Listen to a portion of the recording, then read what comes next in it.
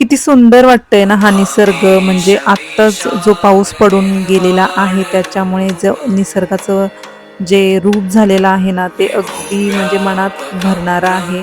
एवढा सुंदर निसर्ग आणि जे हे शंभूदेवांचं जे गाणं लागलेलं आहे ते गाणं ऐकून अगदी म्हणजे अगदी मन प्रसन्न होतं. तर ना जेव्हा शहरामध्ये मला कंटाळा येतो किंवा मला नकोसं वाटायला लागतं हे शहरातलं जीवन, तर मी काय करते, सरळ आपला गावाचा रस्ता धरते आणि खरंच खूप छान आणि मन प्रसन्न होतं. आणि गावाला जायचं एक महत्त्वाचं कारण म्हणजे तुम्हाला माहिती आहे का, आज जर गावाला गेलं ना, आता खूप असा पाऊस पडून गेलेला असतो आणि आता ऊन आणि पावसाचा खेळ चालू असतो. त्यामुळे ना, वातावरण पण बघताय तुम्ही एवढं फ्रेश आणि एवढं छान आहे ना, अगदी सगळीकडे म्हणजे सगळीकडे हिरवळ झालेली आहे आणि जेव्हा ऊन आणि पाऊस एकत्र येतात, तेव्हा छान असे इंद्रधनुष्य पण येतात. त्यामुळे ना, म्हटलं आता छान असं फ्रेश जर व्हायचं असेल 1 महिनाभर, तर ना गावाला गेलंच पाहिजे. त्यामुळे आजचा हा प्लॅन आमचा गावचा आहे. तर आम्ही निघालो आहोत साताऱ्याला आणि पोहोचलोच तर बघतायत लिंबाचं झाड एवढं बहरलंय लिंबांनी, की पूर्ण खाली देखील लिंबांचा सडा पडतो आणि जेव्हा लिंबांची खरंच गरज असते, तेव्हा अजिबात लिंब नसतो. पण आता बहर आलाय पूर्ण लिंबांना, एवढी लिंबं आलेली आहेत. आणि आता हे लिंब आहे ना, मी सगळी गोळा केलेली होती आणि गोळा करून म्हटलं आता ही व्यवस्थित फ्रिजमध्ये ठेवायची. आणि हे जे तुम्हाला मी दाखवतीये ना, ते आमच्या घराच्या जवळच अशी छोटीशी आम्ही बाग बनवली आहे. त्या बागेमध्ये आम्ही बघा एवढी सगळी झाडं लावलेली आहेत. म्हणजे लिंबांची किंवा केळी किंवा आंबे असं बरचसं लावलेलं आहे. शेवगा लावलेला आहे. तर हे पण झाड खूप जुनं आहे. पूर्ण ते लिंबांच्या ह्याने वाकलेलं पण हे एवढं बहरलं होतं आणि हे बघा केळीची पानं. मला एक केळीचं पान हवं होतं आणि तुम्हाला माहिती आहे आज शनिवार आहे आणि शनिवारचं श्रावणातला पहिला हा शनिवार आहे. त्यामुळे ना आज आमच्याकडे थालीपीठाचा नैवेद्य असतो देवाला आणि सगळ्यांना छान असं थालीपीठ आणि दही याचं जेवण असतं. तर त्यामुळे मी एक केळीचं पान घेतलेलं आहे आणि तुम्हाला दाखवते. तर हा आहे आमचा बघा मोठाच्या मोठा पेरू आणि खूप मोठे पेरू येतात ह्याला. पण आता आम्ही इथे नाहीये त्यामुळे ना हे पेरू खायला आम्ही दोघी जणी असलो की सगळे संपतात. पण आता दोघे आम्ही इकडे आहोत त्यामुळे हे पेरू असेच वाया जातात आणि खाली बघताय तर तुम्ही सगळा सडा पडलेला आहे पेरूंचा. एवढे आमच्याकडे पेरू येतात आणि हे एकच झाड नाहीये तर अशी 2-3 झाडं आहेत आणि आता म्हटलं आलोच तर पेरू पण काढून घ्यायचे. तर बघा वरती पण खूप सारे पेरू आहेत. तर आज बघा शनिवार आहे ना, मग शनिवारचा आमच्याकडे जो नैवेद्य असतो थालीपीठेचा तो आणि मारुतीला आपल्या रुईच्या पानांचा जो हार बनवतात ना, तो हार बनवायचा आणि तो नैवेद्याबरोबर घेऊन जायचा असतो. तर त्याच्यासाठी आम्ही खालच्या शेतामध्ये जाऊन रुईची पानं आणणार आहोत आणि हे आणायला चाललेलो आहोत आम्ही. तर ही हिरवळ बघण्यासाठी ना लांब-लांब फिरण्याची काहीच गरज नसते. आपल्याच गावामध्ये जर एवढी छान सुंदर हिरवळ आहे, तर इतर ठिकाणी फिरण्यापेक्षा आपण आपल्या गावाला जाऊनच ही हिरवळ, हे सगळा परिसर, निसर्ग बघितला तर काय वाईट आहे. त्यामुळे तर आम्ही ह्या 2 दिवसाच्या सुट्ट्या आम्ही गावाला घालवायच्या ठरवलेल्या आहेत. आणि तर हे बघा, हे रुईचं झाड आहे आणि याची आज माळ बनवली जाते, हार बनवला जातो आणि हा हार आहे ना तो नैवेद्याबरोबर घेऊन जायचा आहे आणि सोयाबीन पण बघते तुम्ही एवढं मोठं सोयाबीन झालंय. पूर्ण हिरवंगार असं दिसतंय. वातावरण पण बघा किती सुंदर आहे. आणि हल्ली बघताय ना, जिकडे जाईल तिकडे एवढं ट्रॅफिक होतंय म्हणजे 1-1 तास ट्रॅफिकमध्ये थांबणं अगदी नको होतं, कठीण होऊन जातं. एका क्षणाला नको वाटतं हे सगळं आणि त्यापेक्षा मग मला तर आपलं गाव बरं वाटतं आणि गावाला पटकन येऊन 2 दिवस असं छान एन्जॉय करून पुन्हा जे रुटीन आहे ते स्टार्ट करायला खूप छान वाटतं. त्यामुळे म्हटलं आता गावाला 2 दिवस ह्या छान सुट्ट्या घालवायच्या आणि हे बघा आमचं तर पानं पण छान तोडून झालेली आहेत आणि म्हटलं आता जे पेरू मगाशी आम्ही सोडून आलो होतो तसेच तर ते पेरू सगळे जेवढे पिकलेले आहेत ते काढावे कारण खाली पडून पण खूप नाश होत आहेत. पक्षी तर वरती आहेत ते सगळे खाऊन टाकतायत. त्यामुळे आता आम्ही जे वरती आहेत कच्चे पेरू ते थोडेसे काढून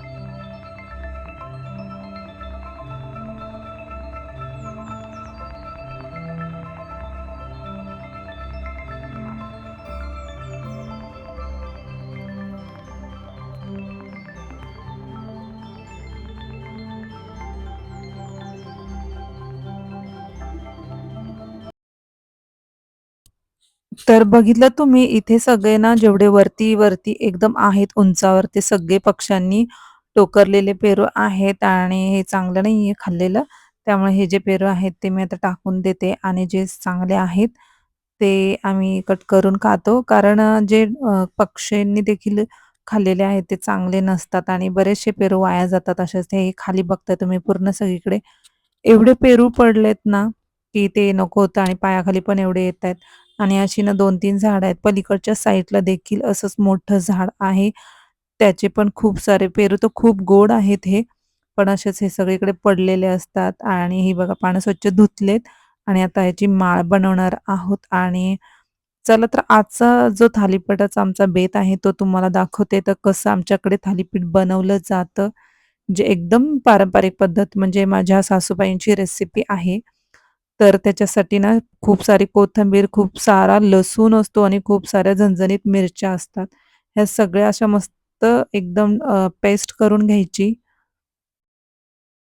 आणि याच्यामध्ये ना असा चुरा जो राहतो, असे भरडलेले शेंगदाणे म्हणतात ना, ते हे असे शेंगदाणे भरडून टाकतात आणि त्याच्यामध्ये 1 वाटी गूळ म्हणजे आंबट, तिखट, गोड असं छान टेस्टी आमच्याकडे थालीपीठ असतं आणि हे सगळं असं मस्त वाटून घ्यायचं. आता ह्याच्यात अगोदर पिठामध्ये जे थालीपीठ बनवलं होतं, जे पीठ असतं भाजणी, ती त्याच्यामध्ये हळद वगैरे तर टाकलेली आहे थोडीशी हळकुंड आणि धने टाकतात, ओवा टाकतात, जिरं टाकतात. हे सगळं एकत्रच दळून आणतात आणि तरी देखील मी याच्या मसाल्यामध्ये मी हळद, धने पावडर, जिरे पावडर आणि जो अगोदरचा तुम्हाला जो मसाला दाखवला होता, तो सगळा मसाला मी याच्यामध्ये टाकलेला आहे आणि पीठ बघताय खूप सारं मी इथे मळलेलं आहे. तर एवढा सगळा मसाला या पिठाला लागलेला आहे आणि व्यवस्थित छान असं मऊ, एकदम जास्त घट्ट पण नाही किंवा एकदम जास्त लूज पण नाही. व्यवस्थित मीडियम असं छान मळून घ्यायचं आणि याच्याबरोबर तुम्ही काय खाता थालीपीठ बरोबर ते मला कमेंटमध्ये सांगा. कारण आमच्याकडे तर ना, अशी जी चवळीची उसळ असते बारीक गावठी, ती बनवली जाते आणि ती याच्यावर खातात किंवा मग जी काळी घेवड्याची उसळ असते वालाची ती बनवली जाते. पण जी आजचा शनिवार आहे तर नैवेद्यासाठी आमच्याकडे चवळीचीच उसळ बनवली जाते आणि ही कांद्यामध्ये छान अशी मस्त परतवली जाते आणि खूप सारा कांदा टाकतात याच्यामध्ये. तर ही बघा मी ही अशी चवळीची ना उसळ जी सकाळी भिजत ठेवली होती चवळी आणि नंतर याच्या 5 ते 6 शिट्ट्या करून घेतलेल्या आहेत. आणि ह्या आता कांद्यामध्ये मसाला जो आपला असतो कांदा, लसूण तो टाकलेला आहे. त्याच्यामध्ये थोडीशी हळद, मीठ शिजताना देखील मीठ टाकलेलं आहे त्याच्यामध्ये आणि मग हे छान असं भाजून घेऊन त्याच्यामध्ये जी आपली चवळी शिजवलेली आहे ती फोडणीला टाकायची आणि ह्याच्याबरोबर आमच्याकडे दही असतं. ते दही पण असतं ते गुळाबरोबर घेतलं जातं किंवा साखर आवडत असेल तर साखरेबरोबर. पण आमच्याकडे जास्त करून गूळच खाल्ला जातो दह्याबरोबर. तर हे बघा हे छान असं मस्त शिजवलेली जी आहे ती याच्यामध्ये परतवून घ्यायची आणि थालीपीठ बघा मी इथे एक्स्ट्राचा कांदा आणि जी कोथिंबीर होती ती मी इथे चॉप करून घेतली होती आणि कांद्याचं आणि कोथिंबिरीचं जे थालीपीठ असतं ते तुम्ही बघा ट्राय करून खूप छान लागतं आणि खूप मऊ-मऊ छान सॉफ्ट असे हे थालीपीठ होतात. याच्यामध्ये काही व्हेजिटेबल्स पण टाकतात. पण हे जे आहे ते जुन्या पद्धतीने जे अगोदर बनवायचे तशा पद्धतीने मी बनवलेलं आहे. आणि तुमच्याकडे कसं बनवतात ते देखील मला सांगा. तर हे बघा गुळाचे काही खडे आहेत ते ना विरघळले नाहीयेत त्यामुळे मग ते असे मला काढून ठेवावे लागतात. त्यामुळे तुम्ही गूळ पावडर देखील इथे वापरू शकता. तर असं छान कांदा आणि कोथिंबीरीचं थालीपीठ आमच्याकडे बनवलं जातं. आणि आजचे हे थालीपीठ कसे थापले जातात किंवा तुमच्याकडे कसे बनवतात हे देखील मला कमेंटमध्ये सांगा.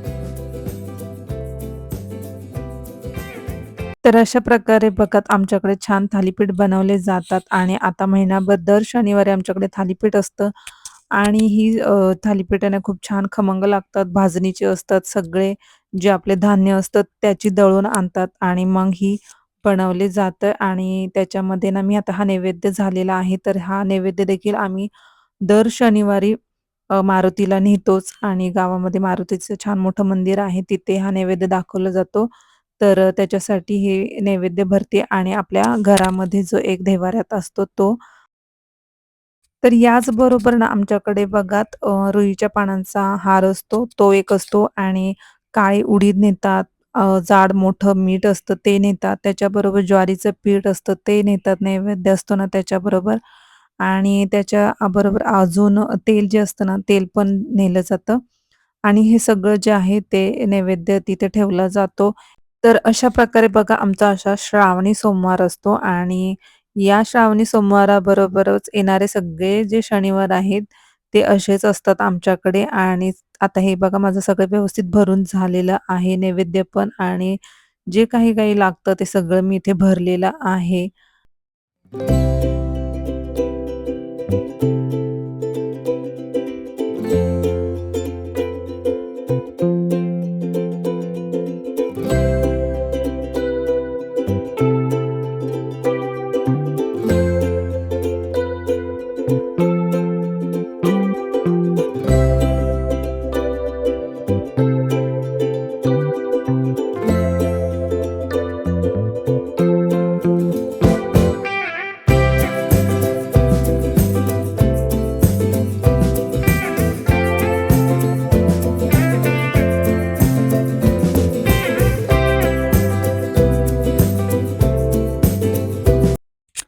तर आजची ही थालीपीठची रेसिपी तुम्हाला कशी वाटली मला नक्की कमेंटमध्ये सांगा आणि चॅनलवरती नवीन असाल तर लाईक, शेअर आणि सबस्क्राईब करायला अजिबात विसरू नका. आणि चला तर असेच मस्त असे व्हिडिओज घेऊन पुन्हा भेटते. Bye bye.